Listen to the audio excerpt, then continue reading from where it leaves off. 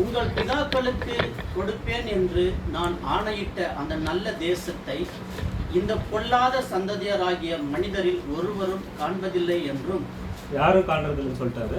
அப்புறம் எப்போனின் குமாரனாகிய காலேப் மாத்திரம் அதை காண்பான். அவன் கர்த்தரை உத்தமமாய் பின்பற்றினபடினால் நான் அவன் நிமித்தம் அவன் மிதித்து வந்த தேசத்தை அவனுக்கும் அவன் பிள்ளைகளுக்கும் கொடுப்பேன் என்றும் ஆணையிட்டார். சொல்லிட்டு மோசே எதனால போல அப்படின்னு அங்க விளக்கம் கொடுக்குறது.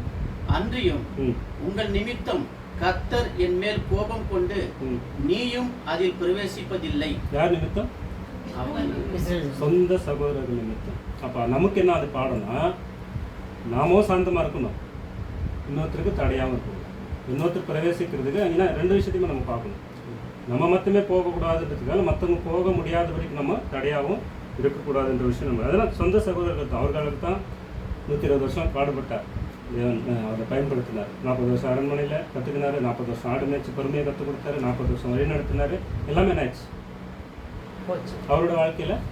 அந்த மாதிரி நாமளும் ஜாக்கிரதையாக இருக்கணும், இன்னொருத்தரை பற்றியும் அக்கறை எடுக்கணும். அதனால ரெண்டு விஷயத்தை நம்ம பார்க்க வேண்டியதாக இருக்குது. அடுத்த வருஷம் உனக்கு முன்பாக நிற்கிற நூனின் குமாரனாகி யோசுவா அதில் பிரவேசிப்பான். அவனை திடப்படுத்து, அவனே அதை சுதந்திரமாக பங்கிடுவான். இந்த வார்த்தை கேட்கும்போது அவருக்கு எப்படி இருந்திருப்பான்? நீ போக மாட்டேன், உனக்கு சீசன் போகிறான், அவனை நீ திடப்படுது.